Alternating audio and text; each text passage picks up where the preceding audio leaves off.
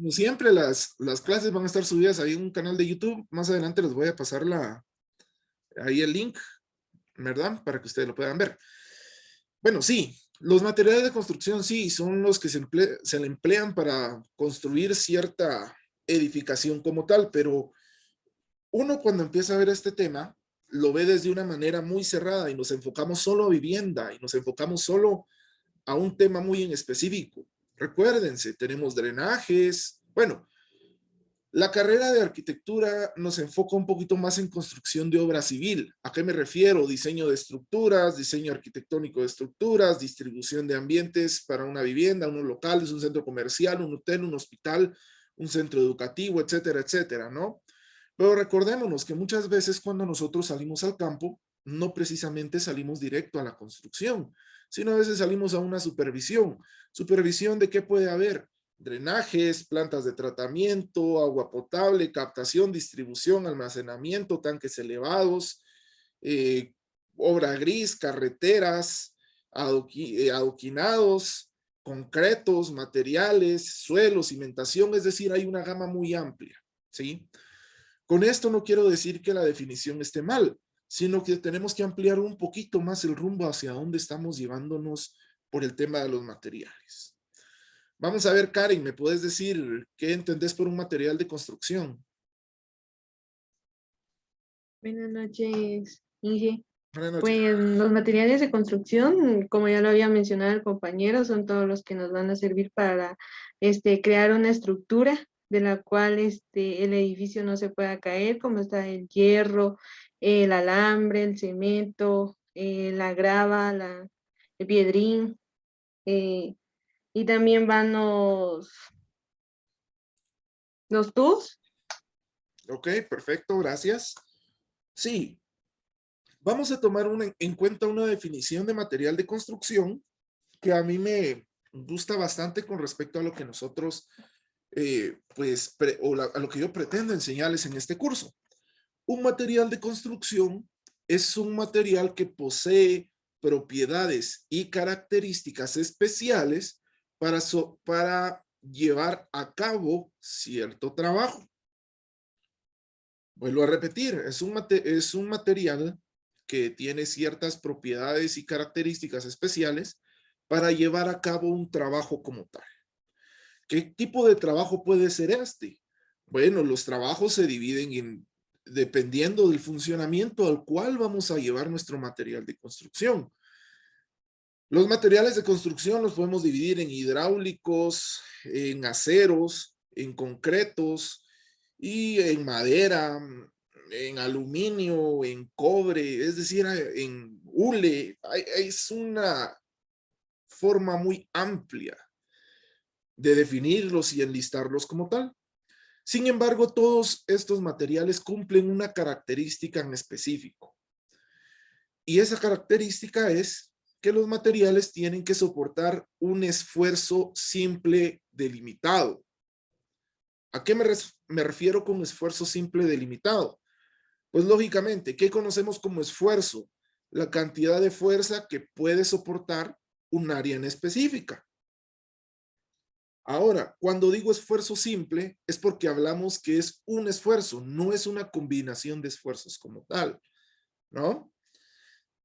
Y luego cuando digo que es un esfuerzo simple que va a estar definiendo un trabajo en específico, pues me refiero a que no todos los materiales de construcción están diseñados para soportar el mismo esfuerzo. ¿Han conocido ustedes qué es el esfuerzo? Ya, bueno, me imagino que ya vieron resistencia de materiales, ¿no? Vale, entonces nos vamos a meter un poquito a ese tema. Son unas pinceladas. Los esfuerzos, como les decía anteriormente, se definen como una unidad de fuerza sobre una unidad de área. Es decir, les voy a proyectar.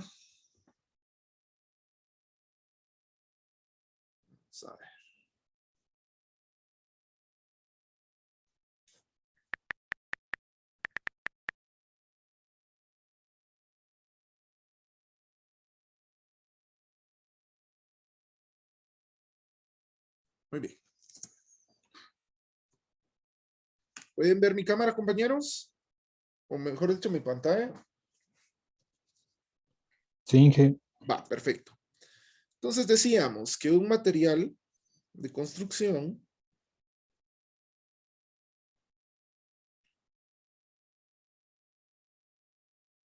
lo que hace es que tiene propiedades y características especiales para soportar un esfuerzo. El esfuerzo lo podemos nosotros definir de una manera muy simple, en el cual pues tomamos en cuenta la fuerza que va a soportar sobre el área de aplicación de la fuerza. A esto nosotros le llamamos esfuerzo. Y todo material de construcción, nosotros debemos de saber que va a soportar ciertos tipos de esfuerzo. ¿Como cuáles? Está el esfuerzo de la compresión, está el esfuerzo de la flexión, que estos combinados se le llama flexocompresión, que más adelante lo vamos a ver. Está la tensión, también está el corte y el aplastamiento. Ok, detengámonos un poquito en esto. Dependiendo del material de construcción que nosotros tengamos, pues así va a ser el tipo de esfuerzo que va a soportar. El esfuerzo yo lo puedo definir, como les decía, la unidad de fuerza sobre área, pero también nosotros debemos de saber que el esfuerzo va a ser, ahí sí que la oposición que tenga un material a determinada fuerza. Cuando yo digo que hago esfuerzo, es porque, por ejemplo, voy al súper, voy a la torre, traigo 10 bolsas con X o Y cosas que fui a comprar, y para llevarme yo de la puerta de la torre a la puerta del carro, al momento de levantarlas, siento yo que mis dedos se quedan marcados con las líneas de las bolsas. Quiere decir que mis manos están haciendo un esfuerzo para poder levantar las bolsas. El esfuerzo que estoy haciendo es evitar que la gravedad prácticamente me tire las bolsas al piso, ¿no? Entonces ahí hago una fuerza contraria a la gravedad, a lo cual yo le llamo un esfuerzo. Dependiendo del material de construcción o de los materiales en general, así vamos a definir el tipo de esfuerzo que va a soportar. Y para ello, pues así definimos sus características y así definimos sus propiedades como tal. Por ejemplo, la compresión yo la puedo definir como la unidad de fuerza que aplasta algo, que lo comprime. Un ejemplo muy básico y muy simple puede ser la suela de nuestro tenis o la suela de nuestro zapato. Cuando nosotros estamos caminando, la apachamos. Quiere decir que la estamos comprimiendo. Y cuando levantamos el pie, se expande nuevamente. Es un buen material. La flexión ya la puedo definir como cuando estiro algo. Si tengo las manos y las empiezo a estirar, empiezo a sentir que la parte de abajo de mis dedos están en tensión, están en flexión. Es decir, que las estoy estirando. ¿Cuándo podemos ver algo así? Por ejemplo, si en la terraza o en el patio de mi casa tengo un lazo donde cuelgo ropa, cuando yo voy a colgar cierta prenda de ropa mojada, el lazo se estira. Quiere decir que está flexionado. Quiere decir que sus partículas están estirando.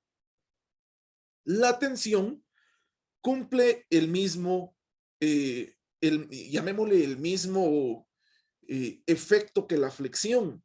Sin embargo, la tensión tiene la gran diferencia a la flexión, que la flexión pueden ser cargas verticales u horizontales.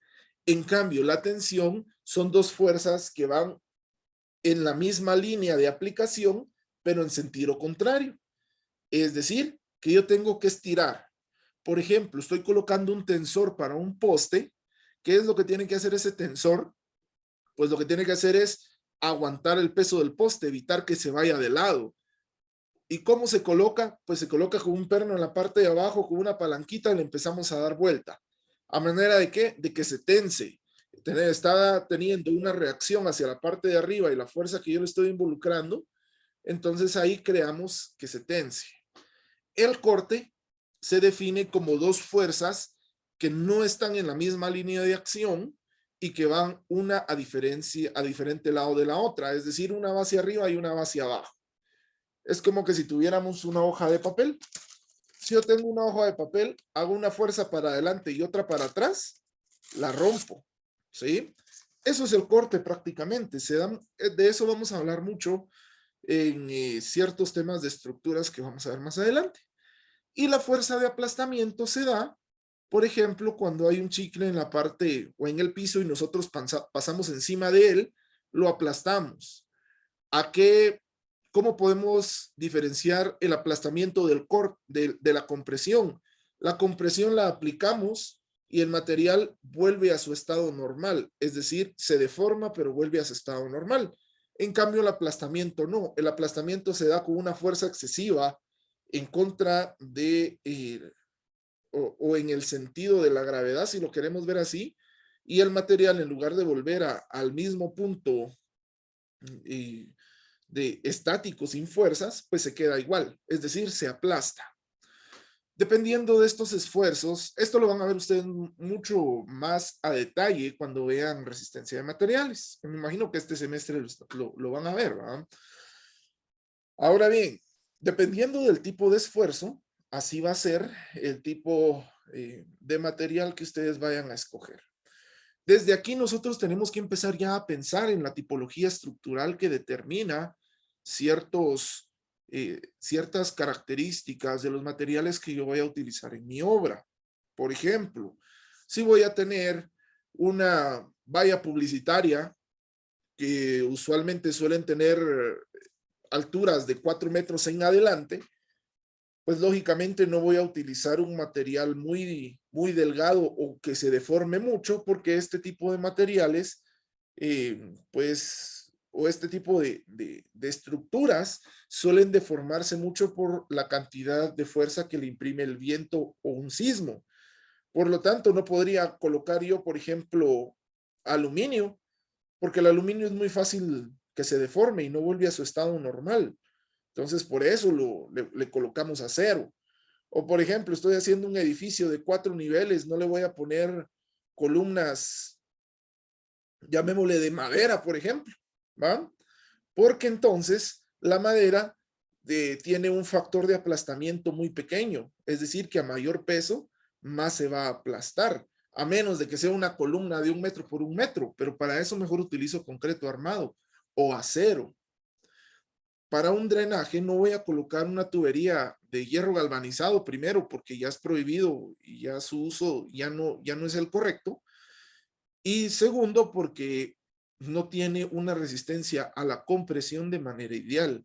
Y si coloco una de concreto, también su factor de aplastamiento es muy pequeño, entonces muy posiblemente entre una sobrecarga se vaya a quebrar.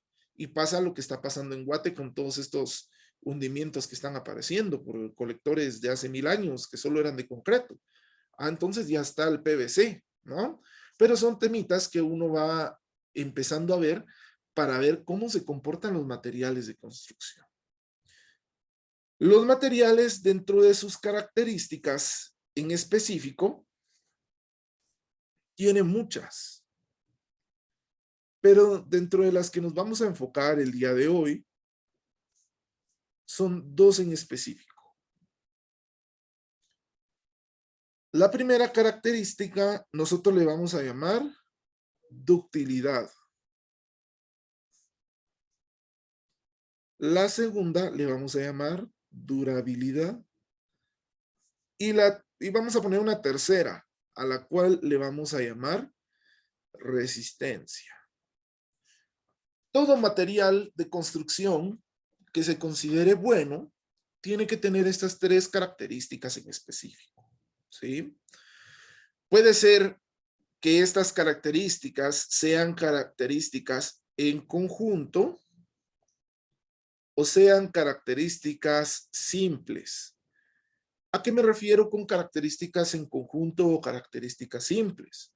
Cuando son características simples, quiere decir que el material como materia prima debe de tenerlo. ¿A qué me refiero con esto? El concreto se compone de 4 materiales en específico: arena, piedrín, cemento y agua. Y a veces le incorporamos un quinto que es un aditivo, pero eso ya es materia de más adelante. Si estamos hablando del concreto en conjunto, es decir, con estos 5 materiales, o con estos 4 materiales básicos mejor, decimos que estas tienen que tener estas 3 características, pero en conjunto. Es decir, que la mezcla del cemento, del agua, del piedrín y de la arena tienen que cumplir que sean dúctiles, durables y resistentes. Pero si hablamos de una característica simple, yo solo puedo agarrar uno de ellos. Voy a agarrar el agua, por ejemplo. El agua tiene que ser dúctil, tiene que ser durable, tiene que ser resistente. Si agarro el piedrín, tiene que tener las mismas características, solo que en diferentes niveles y dependiendo de los esfuerzos que vayan a soportar. Algo quiero dejar muy en claro. Estas 3 características específicas son características básicas. No son características específicas. ¿Por qué? Porque si hablamos, por ejemplo, del agua, pues tenemos que tener un pH, una temperatura, un cloro residual, tendríamos que tener una alcalinidad, no, mejor dicho, una ionización del agua, verificar si la demanda bioquímica, física y materiológica es la adecuada o es la correcta, y una serie de procedimientos que vamos a ver un poquito más adelante. Si estamos hablando del cemento, tenemos que ver la cantidad de humedad que tiene, de qué está compuesto, qué tipo de cemento es, etcétera, etcétera. Pero las 3 características básicas que todo material debe tener es la ductilidad, durabilidad y resistencia. Fernando Miranda, ¿me puedes decir qué es ductilidad para vos?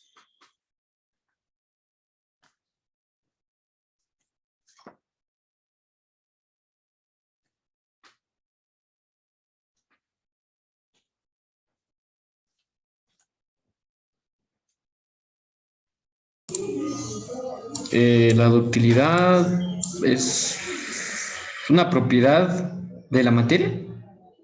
Sí, es una propiedad de la materia. José Rodríguez, ¿me podrías apoyar ahí con qué es ductilidad? Sí, Inge, viera que sinceramente cuando empezás a decir eso, yo no sabía que era de utilidad, entonces medio lo googleé ahí Ajá, y yo lo que entendí, básicamente siento yo que es como que la forma de moldear, algo así. más o menos. Mire, la ductilidad es la característica o la propiedad contraria a la fragilidad.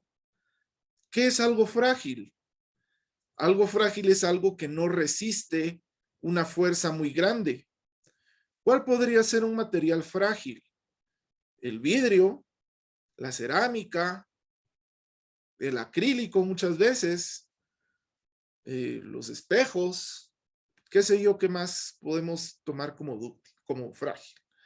Ahora, si estamos hablando que la ductilidad es lo opuesto a la fragilidad, podemos definir que la ductilidad es la característica que tiene, o son las características de los materiales de soportar grandes cantidades de carga sin deformarse una gran cantidad o sin deformarse mucho.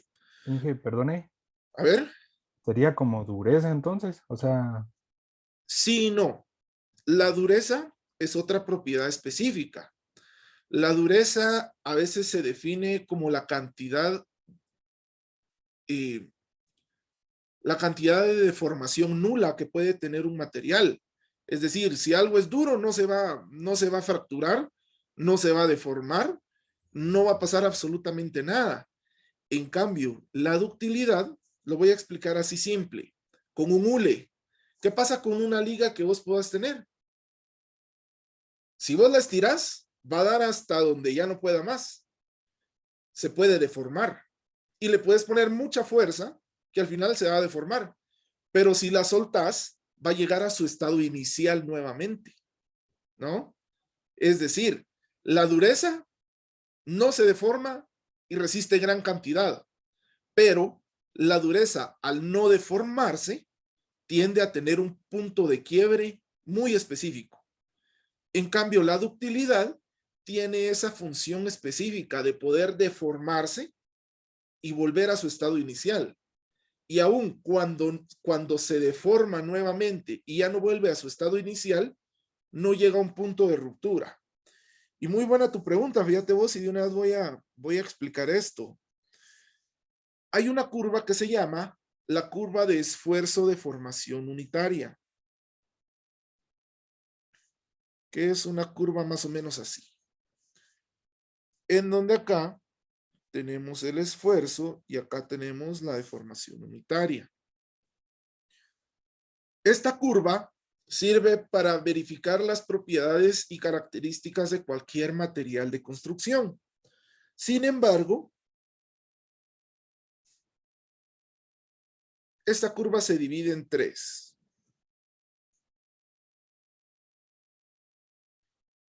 En la zona elástica, en la zona plástica y en el área de ruptura. ¿Qué me dice esto? Bueno, lo primero que yo puedo ver aquí es esta zona elástica, ¿no? La zona elástica, si ustedes se dan cuenta, perdón, aquí es al revés. Aquí es esfuerzo y aquí es deformación. Cambiamos los ejes, por favor. La zona elástica es la que me dice que puedo estirar un material, puedo deformar un material una gran cantidad de esfuerzo, sin necesidad de romperse. Esto de acá es a lo que nosotros le llamamos una zona dúctil. ¿Por qué una zona dúctil? Ah, porque entonces acá yo puedo garantizar que mi material va a funcionar correctamente. Por ejemplo, el hule. Por ejemplo, un chicle. Por ejemplo, una pelota. Por ejemplo, la llanta de un carro. ¿Sí? Si lo vemos en materiales de construcción como tal, el concreto tiene una perfecta zona elástica. ¿Por qué?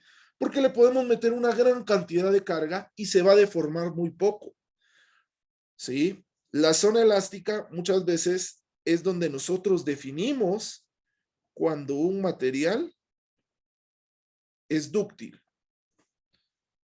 En la zona elástica, perdón, en la zona plástica es donde el material todavía soporta carga, pero ya no vuelve a su estado inicial, es decir, ya se deformó. Por ejemplo, si lo vemos en la mecánica de un carro, pues nosotros podemos decir una faja, muchas veces empieza a hacer un sonidito como que si estuviera soplando, ¿ah? Que empieza. ¿Por qué pasa eso? Muchas veces es porque la faja se aflojó, le dicen a uno, ¿no? Pero realmente no es que se haya aflojado, realmente es que ya entró en su zona plástica, es decir, ya se estiró tanto que se deformó, pero sigue funcionando, es decir, que sigue resistiendo carga. Lógicamente, al pasar cierta cantidad de tiempo, va a llegar al área de ruptura, es decir, aquí ya no va a soportar carga y va a soportar un poquito de carga y va a llegar a su punto de quiebre, es decir, se va a romper. Esta curva que vemos acá es la curva de esfuerzo de formación unitaria de un material dúctil, ¿sí? Si nosotros vemos esta misma gráfica, pero la vemos ahora para un material frágil, pues esta curva cambia abruptamente. Es decir, si ustedes se dan cuenta, ya no se deforma mucho. Sí resiste una cantidad considerable de esfuerzo, pero aquí ya solo tenemos dos divisiones. La zona plástica y el área de ruptura. Ok, ¿qué pasa con esto? Si ustedes se dan cuenta, ya no existe zona elástica, sino ya solo existe zona plástica. ¿Qué quiere decir? Que el material frágil ya no se va a deformar y volver a su punto inicial, sino que lo que va a pasar es que de una vez, cuando le apliquemos una cantidad considerable de fuerza, se va a romper. Ya no vamos a ver ese límite entre la zona plástica y el área de ruptura. Si lo volvemos a ver en mecánica, por ejemplo, lo vemos con un retrovisor, con el espejo de un retrovisor. Pasa a alguien malintencionado, le pasa pegando un puñetazo, lo quiebra con una barreta, lo quiebra con su puño, con una piedra, etcétera, etcétera. El espejo como que no dice, miren muchachos, me voy a quebrar, prepárense. No va, sino de una vez se quiebra. Entonces, no se deformó nada, no lo vio uno medio torcido, sino ya uno lo mira quebrado.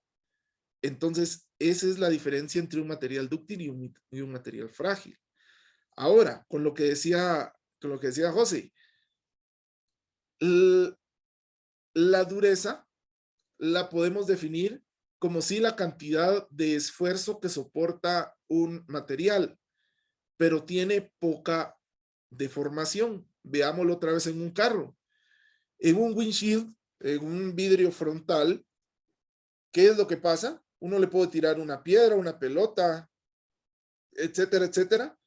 No se va a quebrar, va a resistir porque es un material duro. Sin embargo, cuando se quiebra de una vez, no se deforma, ¿sí? Entonces, no confundamos la ductilidad con la resistencia. O perdón, con la dureza. Luego nos pasamos a la segunda característica específica, que es la durabilidad.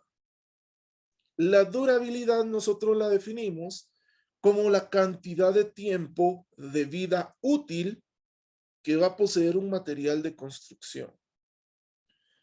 Usualmente se dice que la durabilidad está ligada a procesos ambientales, físicos, químicos y de composición.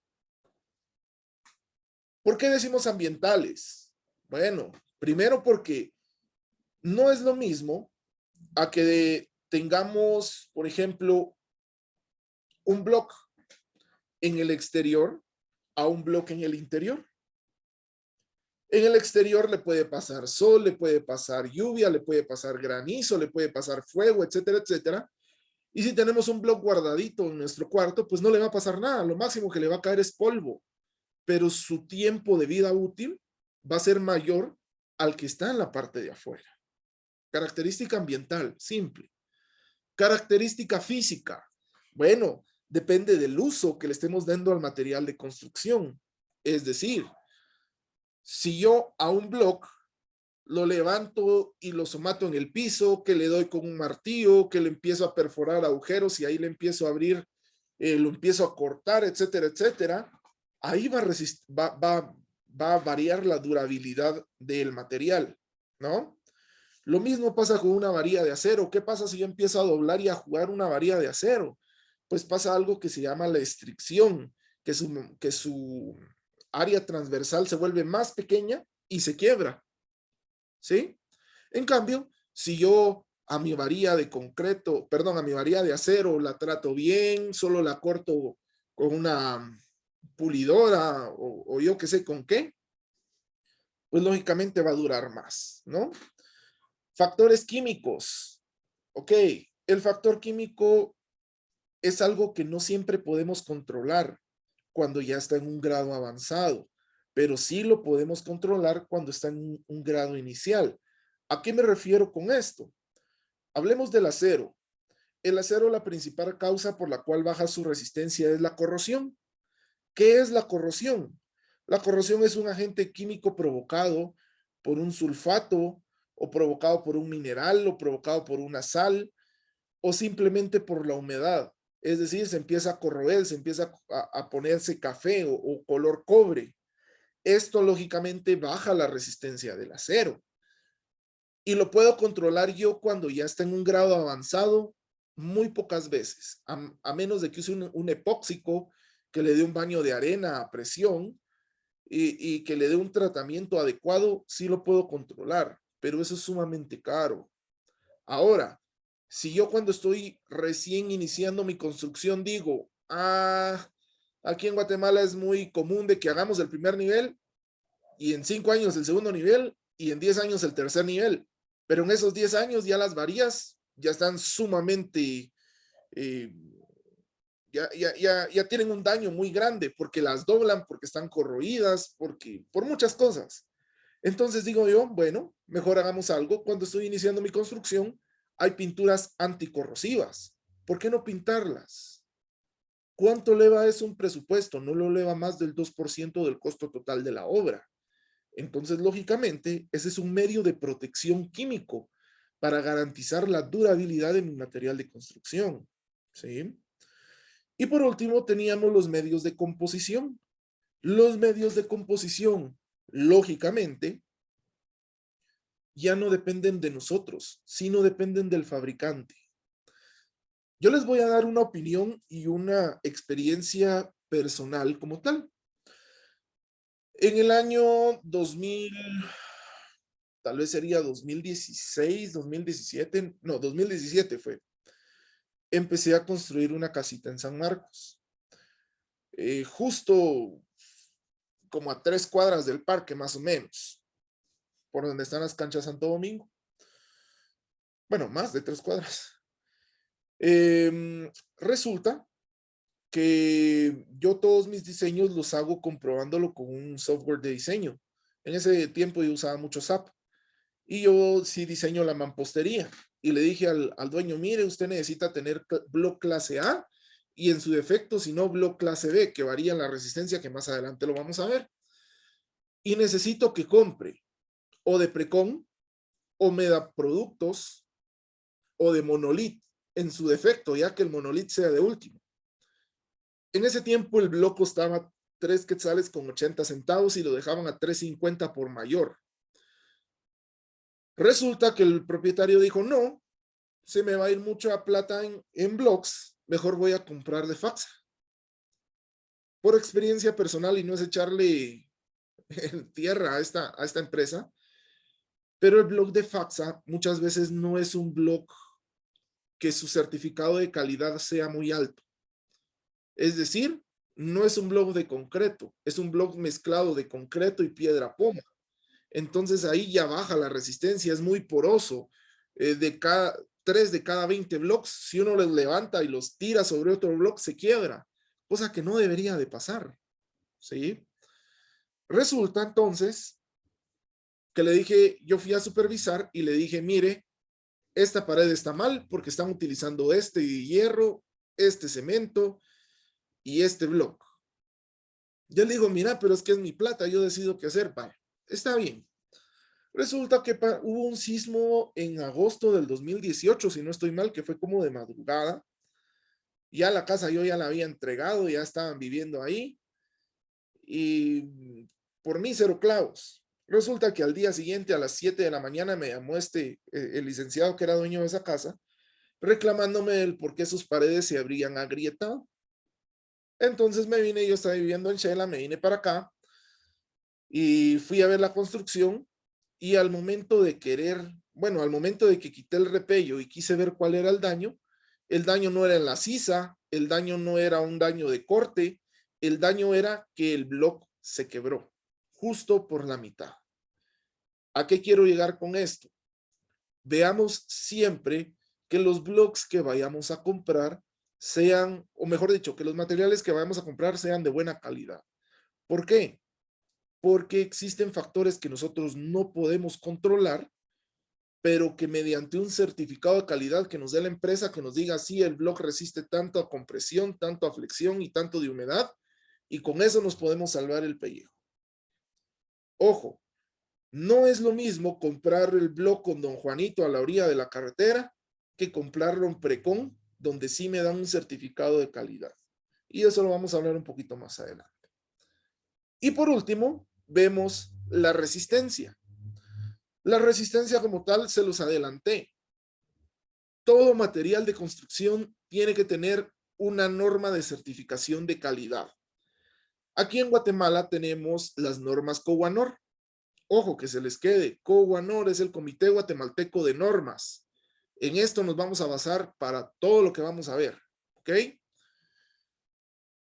Resulta también que la Asociación Americana de Prueba, no, la Sociedad Americana de Prueba de Materiales, que es el ASTM, también tiene normas en específicas. Está la ASTM A615 para el acero, la ASTM C33 para la granulometría de agregado fino y grueso, y así sucesivamente con todos los materiales de construcción. El block se divide en cierta calidad, en ciertas propiedades, el adoquín igual, la vigueta y bovedía igual, el cemento también, el acero también, el piedrín, la arena, los tubos de PVC, de todo absolutamente, pues lógicamente va a tener ciertas características especiales a la cual nos vamos a regir nosotros para poder tener nuestros materiales de construcción como tal. Un material de construcción, lógicamente, va a variar de acuerdo a su resistencia si nosotros lo queremos comprar bueno o lo queremos comprar mal. Un ejemplo muy en específico de esto es el acero. Si ustedes no lo saben, pues apúntenlo, y si ya lo sabían, y en buena hora, existen 3 tipos de acero: comercial, milimétrico y original. No creo que no hayan escuchado por lo menos uno de esos. El original es el que está normado, que define el tipo de corruga, que define el diámetro de la varilla, que define la resistencia, que define la cantidad de varillas por un quintal, define el largo también, etcétera, etcétera. El comercial es el que solo aquí en Guatemala se hace y es el que es más barato. No tiene una buena resistencia, pero todavía le tira ahí un poquito a la resistencia de diseño. La corruga, que lo vamos a ver más adelante, tiene que tener, según la norma, cierto ancho y cierto alto, perdón, y el comercial ya no. Y si es diámetro de media pulgada, por ejemplo, que sería 1.27 centímetros, en original, en comercial tiene 1.24, 1.25, es decir, varía, ¿no? Y el milimétrico es aquel que se hace de los retazos del hierro. Es decir, todos los chatarreros, ¿qué es lo que hacen? Bueno, muchachos, vayan a conseguir todo lo que sobró en las construcciones y me lo traen, se lo vendemos a tal constructora, ellos lo funden y vuelven a hacer hierro.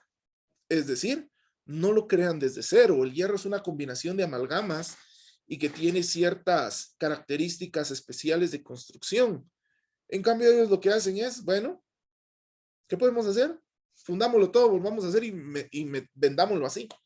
Y créanme que se vende. Y hay gente que le confía mucho a ese hierro. Pero como ustedes ya saben que todo tiene que ir normado, el único hierro que está normado es el hierro original. El comercial y el milimétrico no se encuentra bajo ninguna norma.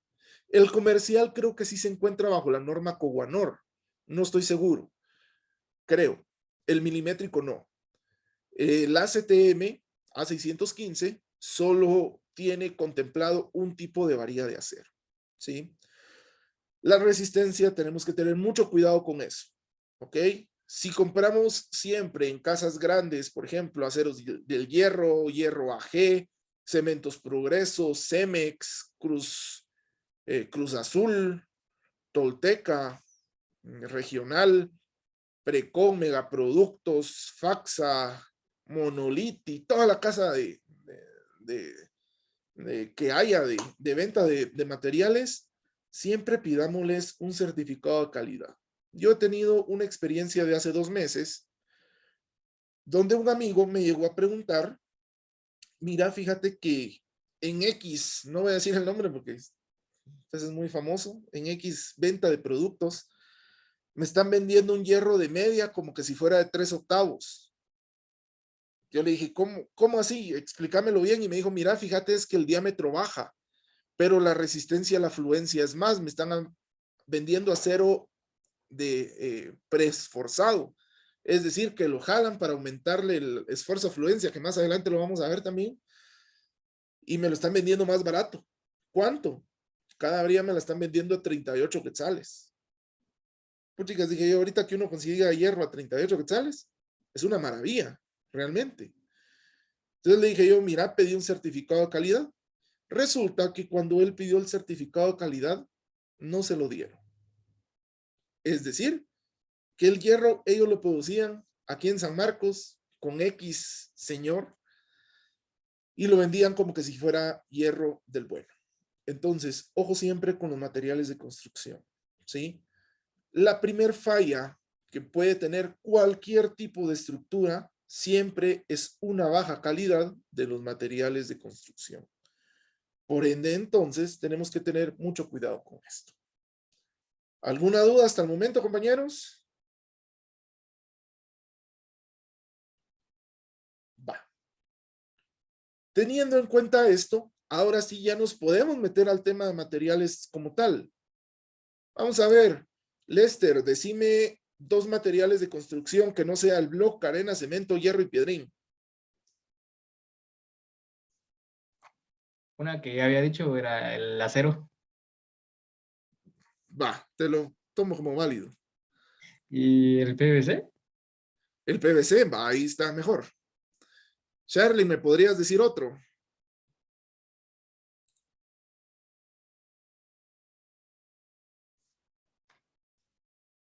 Y Josué, otro también, por favor.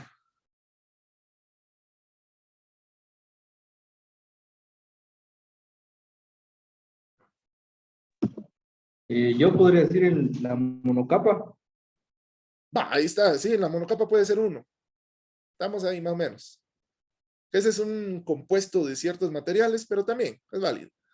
Charlie, uno que se te venga a la mente así. Todos los que acaban de decir. Va, está bien. Podemos tener la piedra poma, por ejemplo, los aditivos, el vidrio, la madera, el bambú, el plástico, el PVC, pero ya no PVC para tubos, sino PVC para ventanas, para puertas, el aluminio, el acero con aleaciones al carbono, etcétera, etcétera, etcétera, ¿no? Es decir, tenemos una alta gama a la cual nosotros vamos a definirnos. Sin embargo, nosotros vamos a empezar a hablar ahorita de ciertos materiales compuestos y ciertos materiales también simples, ¿no? Entonces, con ello, pues ya vamos a empezar a hablar con estos temas muy en específico sobre los materiales de construcción como tal. Ya los definimos, ya vimos sus características básicas, no me quería meter tanto a eso porque eso es de resistencia de materiales. Sin embargo, era importante que lo recalcáramos. ¿Cuáles son los materiales que empleamos en estructuras? Recordémonos, estructuras pueden ser desde una casa hasta un bañito simple, hasta un pozo de absorción, hasta un tanquecito donde vaya metido un rotoplas o una estructura metálica para poner un rotoplas o un tinaco, como le dicen, arriba del techo, ¿va? Pueden ser muchos materiales. Nosotros vamos a definir estos como los materiales que son empleados para la construcción de elementos estructurales. Ahorita solo vamos a ver el tema de elementos estructurales. ¿Por qué? Porque los elementos no estructurales no necesariamente tienen que llevar ciertas normas como tal. Estos materiales deben estar regidos por normas nacionales y o normas internacionales. ¿Por qué y? Porque a veces hay norma nacional y hay norma internacional. ¿Por qué o? Porque a veces solo tenemos norma internacional. La NTG son normas técnicas guatemaltecas que las hace la COGUANOR, que era lo que les había explicado anteriormente. Y ASTM es la American Society for Testing and Materials, que es la Sociedad Americana de Prueba de Materiales, con su sede en Estados Unidos, y que las normas usualmente solo las tienen en inglés, gratuitas, y en español una que otra, igual gratuita. Pero igual yo tengo un expendio ahí de normas, mejor dicho, un compendio de normas que creo que les podré pasar en su momento. Igual ustedes tienen que investigar siempre. Quiero detenerme un poquito en esto y definir qué es un elemento estructural y qué es un elemento no estructural. Un elemento estructural es aquel que va a soportar cargas de diseño. Y un elemento estructural es el que no soporta ningún tipo de carga. Un elemento estructural, por ejemplo, si hablamos netamente de una casa, va a ser, por ejemplo, una viga, una columna, una losa, una zapata. Y un elemento no estructural va a ser una ventana, una puerta, el repello, las instalaciones, etcétera, etcétera. Los materiales básicos que nosotros vamos a ver durante estos 15 días será el cemento, el acero de refuerzo, el agregado fino, que es la arena. Por favor, dejemos afuera el término, mejor dicho, arena y piedrín. Hablemos técnicamente, como los profesionales que somos. Hablemos agregado fino, arena, agregado grueso, piedrín. ¿Sí? Vamos a ver el tema de aditivos, de bloques de concreto, y dentro de estos bloques pues va a ir el va a ir los bordillos, el tema de ladrillos, el tema de adoquín decorativo, y etcétera, etcétera, etcétera. Y también vamos a ver los morteros, y por último vamos a estar viendo el tema de concretos. ¿Por qué me voy a basar en estos elementos básicos? Porque esos son los que se utilizan en todo tipo de construcción, sea lo que sea que ustedes vayan a construir, por lo menos van a utilizar 3 o 4 de los que tenemos en pantalla, ¿sí? ¿Por qué no vemos el tema de repellos? Porque el repello, pues depende de las características que nosotros queramos colocar. ¿Por qué no vemos el tema de por ejemplo, ventanas? Porque dependerá si son de aluminio, si son de hierro forjado, si son de PVC, de UPVC, de madera, etcétera, etcétera. Y no soportan cargas como tal. Sí vamos a ver materiales encofrantes, que ese es otro tema muy en específico, pero eso se ve más adelante todavía. Mientras tanto, veamos un poquito qué es el cemento. El cemento es una mezcla de piedra caliza y arcilla, sometida a calcinación y molida, que posee la propiedad de endurecerse al contacto con el agua. Ojo, el cemento para su producción es sumamente complicado, y más que complicado por las características físicas que debería tener. El cemento como mezcla, es una mezcla como tal, no hay una piedra exacta que se dé de forma natural que al triturarla nos dé el cemento como tal. Es decir, es una mezcla. Hay ciertas recetas, si lo queremos ver así, que aparte de caliza y arcilla, le meten, mejor dicho, le adhieren cierta cantidad de otros materiales para tener como tal, llamémosle ciertas propiedades específicas. Pero la base de todo cemento es esta. ¿Cómo se fabrica el cemento? Bueno, pues el cemento primero tenemos que tener un banco de materiales que por lo menos tengamos piedra caliza.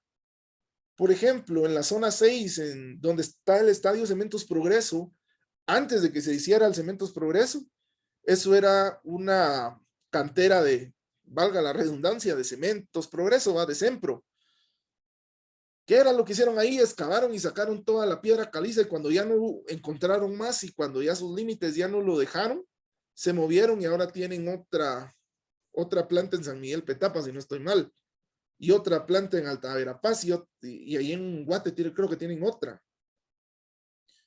Pero lo que hicieron fue rehabilitar esa cantera, ¿no? Por eso es que uno va pasando a nivel de la calle y uno pasa ahí a orilla del muro y uno mira para abajo y mira el estadio para abajo, como que si estuviera en un hoyo, ¿no? Ahora bien, ¿qué es lo que hacen o cómo se fabrica el concreto? Pues con la piedra caliza lo que hacen ellos es extraer toda la piedra, la meten a un horno gigante y la empiezan a calcinar. Esta calcinación que lleva la piedra caliza hace que el proceso de endurecimiento se genere más rápido y hace que la piedra caliza libere propiedades aglomerantes.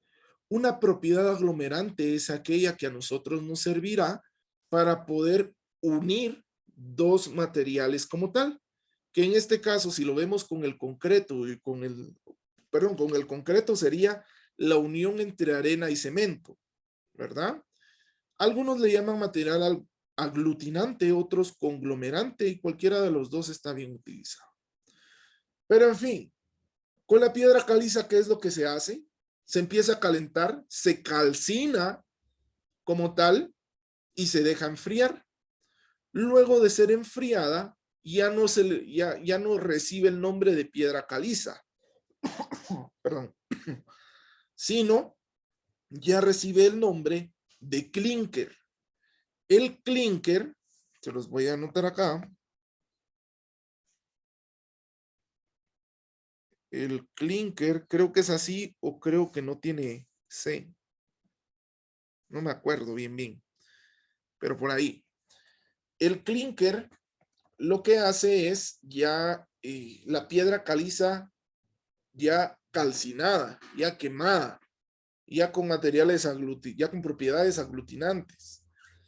Lo que se hace después de obtener el clinker es molerlo. Es decir, lo meten a unos rotores gigantes que tienen muchas aspas que por medio de giros de tolvas muy grandes, lo que hace es empezar a moler todo. Y empezando a moler todo, se genera un polvo muy fino, el cual ya puede poseer el nombre de cemento. Cuando es molido, se le agrega arcilla. Claro, la arcilla también ya ha sido calcinada, tratada y ya está lista para agregársela al clinker, ¿verdad? En este proceso de mezclas, pues nosotros podemos definir que si le agregamos ciertos componentes específicos al concreto, mejor dicho, al cemento, entonces ahí ya podríamos obtener pues nuestro cemento en estado fácil o en estado específico como tal, ¿no?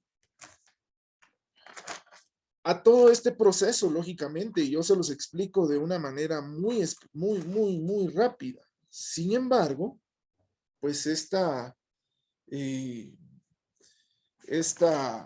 proceso pues lleva siempre ciertos métodos a los cuales nosotros debemos de garantizar las propiedades que debe tener el cemento.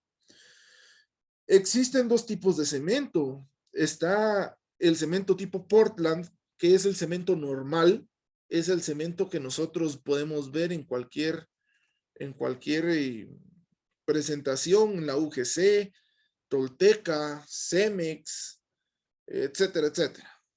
Y está el cemento puzolánico, que ¿qué es el cemento puzolánico? Es una mezcla entre puzolanas, piedra caliza y arcilla, que también se le puede adherir cal.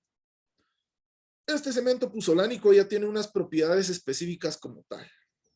Cuando nosotros, ¿cómo se crea el cemento puzolánico? Pues esto se crea, pues al momento de obtener el clinker, se le agrega puzolanas, que es otro tipo de piedra, y se le agrega cal como tal. Cal en piedra, ¿va ustedes?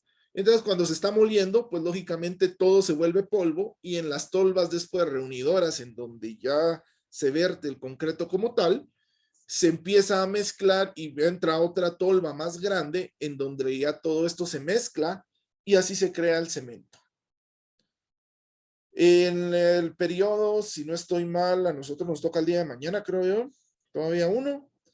En el otro periodo vamos a ver un par de videos de la planta de Cementos Progreso y de la planta de Tolteca, si no estoy mal, en donde vamos a ver a detalle cómo se hace el cemento. La propiedad fundamental que debe de tener el cemento es que debe de endurecerse al momento de tener contacto con el agua. Todo cemento tiene que tener esa propiedad. Sin embargo, así como es su fortaleza, pues también es su debilidad. Porque si ustedes guardan un saco de cemento por 6 meses en su cuarto, cuando lo quieran sacar ya no va a ser polvo, ya va a estar endurecido. Y no necesariamente tuvo que tener contacto con el agua, sino solamente con la humedad se puede endurecer también. Es por ello que se recomienda que cuando se esté almacenando el cemento pueda ser y si se va a almacenar por una cantidad larga de tiempo, entre comillas, pues debe de almacenarse en un lugar ventilado, sin humedad, sin que le entre agua y siempre separado del piso. Pero eso lo vamos a ver un poquito más adelante. El cemento como tal tiene que tener 4 propiedades específicas. La primera es que tiene que tener buena resistencia a ataques químicos. ¿A qué me refiero con un ataque químico? Pues no es que vaya a estar Guatemala en guerra en 2 semanas y por eso el cemento tiene que durar para siempre, ¿va? Sino un ataque químico puede ser las salitres, por ejemplo, ese hongo que sale en las paredes, que es un honguito blanco, que si uno lo pasa así raspando parece que cayera hielo. A los sulfatos, a los minerales, a los sulfuros, a la humedad como tal, es decir, el cemento no tiene que ser un material frágil, tiene que ser un material dúctil, que sea resistente a ciertas características. Tiene que resistir temperaturas elevadas, es decir, puede resistir desde los 100 grados centígrados hasta los menos 100 grados centígrados también. Es decir, tiene que resistir al frío y al calor. Tiene que tener una resistencia inicial elevada y que tiene que ir aumentando con el tiempo, a cierta cantidad de tiempo. Esto sí ya lo vemos netamente como concreto. Y como les decía, tiene que tener un uso apropiado a bajas temperaturas. El concreto no es un material aislante. Si ustedes hacen una casa de puro concreto, en el verano va a ser un horno y en el invierno va a ser un congelador. El concreto, mejor dicho, el cemento no es un material aislante. Es un material aglomerante que sirve para unir diferentes tipos de materiales. La norma que nosotros utilizamos en Guatemala para poder definir los tipos de concreto es la norma ASTM C150. Esta norma nos dice a nosotros que podemos obtener 5 grupos básicos de concreto. Esta es la norma básica, la norma general que nos provoca a nosotros estos tipos de cemento. Sin embargo, existen otras normas. Existe la ASTM C595, la ASTM C845 y la ASTM C1157. Cada una la vamos a ver en su momento, porque cada una define ciertos tipos de cemento en específico. Sin embargo, la básica o la de la cual nacieron estas otras normas es simple y sencillamente la ASTM C150. Entonces aquí ya les queda la tarea para la próxima semana. Primera tarea. Investiguen la norma ASTM C150. Y la segunda tarea es investiguen cuál es la norma COGUANOR para el cemento en Guatemala. Es decir, cuál es la norma nacional para el cemento, ¿no? ¿Y qué van a hacer con eso? Lo que van a hacer es, la van a investigar, la van a leer y me van a crear un ensayo de una página, por favor, un ensayo de una página sobre lo que dice la norma. No quiero que la norma está dividida en capítulos, en capítulos. No quiero que me pongan capítulo 1, generalidades y definiciones, capítulo 2, el tipo de cemento, capítulo 3, tipos especiales de cemento. No, léanla, y de lo que ustedes piensen y asimilen de lo que dice la norma, eso plasmen. Por ejemplo, yo puedo decir que el cemento es un material aglutinante que se utiliza para fabricar concreto. Según la norma tal y tal, se divide en tales tipos, los cuales se usa para tal y tal y tal. Tiene estas restricciones y tiene lo demás, es decir, con sus propias palabras. Eso va a ser para el próximo día lunes. Y la van a subir, al aula virtual. Y ya la carpeta ya está creada. Ya tiene contraseña, pero ahí en la descripción está la contraseña también, para que ustedes se puedan meter. Inge, ¿podría repetir? Ok. Van a buscar la norma ASTM C650 y buscar la norma COGUANOR para el cemento. Es decir, su norma equivalente en Guatemala. Y hacer un ensayo de una página como mínimo. Si quieren hacer 5, 6, 7 páginas, pues ahí ustedes. Pero como mínimo una página. Si lo van a hacer en computadora, mejor dicho, háganlo en computadora, ¿sí? ¿Qué necesito? No necesito introducción, no necesito objetivos, no necesito nada de eso. Van a colocar un encabezado en el encabezado de página. Solo colocan su nombre, 2 puntos, tal y tal. Abajo curso y abajo carrera. Y van a utilizar interlineado de un punto con Arial 11. Todo justificado.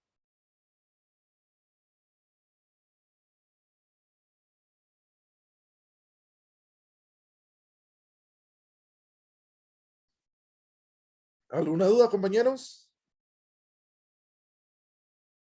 Inge, perdone, Sí, José. sobre la norma que dijo, si no mal escuché, es la ASTM C650, dijo, ¿verdad? No, perdón, C150 es la que está aquí en pantalla. C150. Es esta. Ajá.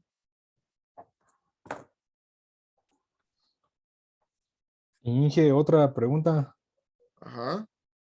Con relación a lo que estábamos platicando ahorita del cemento, pues, bueno, se me vino ahorita, ¿va? Como usted decía, de que básicamente, y bueno, casi todos lo sabemos, ¿verdad? De que el cemento, a la hora de que tiene contacto con el agua, pues tiende a endurecer. Ajá. Entonces, yo estaba leyendo aquí de que, según la norma, sobre lo que tiene aquí, el cemento tipo 5 decía que el cemento de alta resistencia a sulfatos para ser usados obras marítimas. Pero digamos, a lo que quiero llegar es de que, digamos, si tenemos, bueno, si se tiene una obra, ahí sí que donde se tiene contacto con el agua y no sé si se tiene que, por decirle así, se usa cemento, va, pero ¿qué es lo que provoca que digamos que a la hora de tener ese contacto con el agua, pues básicamente no lo como que, ¿cómo le dijera? Que lo perjudique, por decirlo así. Ok, buena pregunta. Fíjate que ahí tengo que caer al concepto de que ahorita esto es solo cemento. Cuando nosotros tenemos una obra marítima, por ejemplo, va a ser un pilar para un puente, va a ser una columna de un restaurante que esté a orilla del mar, por ejemplo. Recordemos que los sulfatos son las sales que trae todo el mar y que arroja cuando caen las olas, ¿va? El cemento como tal, realmente sus propiedades son muy restringidas y se basa en, como vos lo decías, en que ¿qué le pasa al cemento cuando entra en contacto con el agua? Se endurece y se endurece así al chilazo. Pero es por ello que para cuando nosotros utilizamos, por ejemplo, ahorita en el mar, un cemento, no utilizamos solo cemento. El cemento es un material que forma parte del concreto.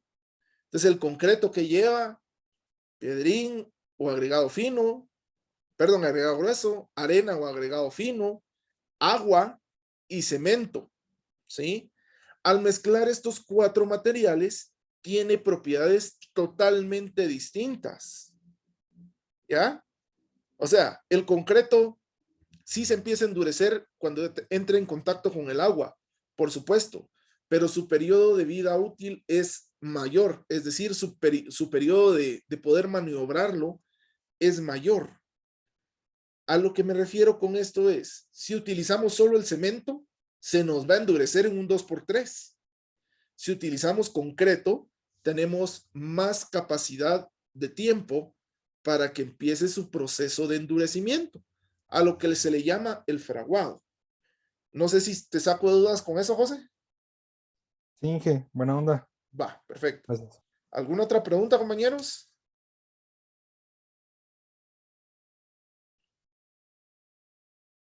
Bueno, ahorita solo ya nos quedan 3 minutos para terminar la clase.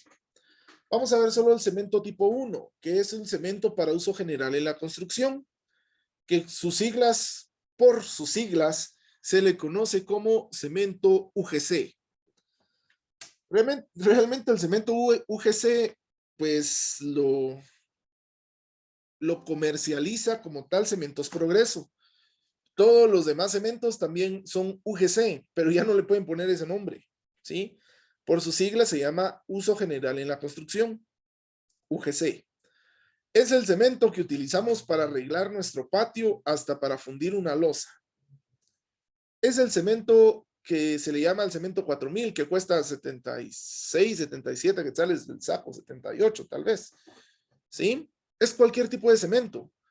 Es el cemento de Cemex, es el cemento Tolteca, es el cemento regional, Cementos Progreso, etcétera, etcétera, etcétera. Ahora bien, este cemento lo podemos utilizar bajo circunstancias cualquieras para su uso general en la construcción. Pero ojo, si nosotros queremos llevar llamémosle, una construcción con mayor resistencia, pues lógicamente vamos a nosotros que tener que utilizar o aditivos u otro tipo de cemento. El cemento nos sirve en el concreto para hacer una pasta, a lo cual le llamamos mortero, que es una pasta cemento-arena, que es lo que le da la resistencia inicial al concreto. ¿El cemento tipo 1 tiene que tener ciertas características especiales? No, por eso es utilizado para cualquier cosa en la construcción. Lo utilizamos desde que fundimos cimientos y zapatas hasta para hacer el mortero de pega de bloc, hasta para hacer el repello, o inclusive si queremos poner una tortita de concreto solo en donde entra el carro, por decirles algo, ¿sí? El cemento tipo 1 es el que utilizamos para todo en la construcción. Ojo, este cemento también tiene que tener estándares de calidad físico y químicos, ¿sí? Más químicos que físicos. Existe un cemento, el cual es un cemento japonés, que es un cemento WP. Teóricamente dicen que ese cemento está normado. Realmente no lo es, compañeros. Ese cemento les cuesta 65, 66 quetzales el saco, y ya cuando es un uso de la construcción es mucho más barato comprar ese que un UGC, pero debe tener ciertas características químicas que están descritas en la norma que ustedes van a investigar y a leer, ¿verdad? Este cemento, insisto, es para cualquier uso en la construcción y no requiere un grado específico para poder ser utilizado en bajo diferentes circunstancias. ¿Dudas con respecto al cemento tipo 1? Bueno. Entonces, compañeros, ya llegamos a las 8:45, como que sin nada. Vamos a dejar hasta aquí la clase del día de hoy. Y para la próxima clase vamos a seguir viendo los diferentes tipos de cemento. Vamos, solo investiguen, lean un poquito cómo estivar los sacos de cemento o cómo apilarlos, más que todo. Eso se llama estivar, pero si no, apilarlos. Entonces, compañeros, si no hay nada más por hacer constar, vamos a dejar hasta aquí la clase del día de hoy y nos vemos el siguiente día de clase. Entonces, que tengan buena noche y buen descanso. Gracias, Inge. Buenas noches. Buenas noches.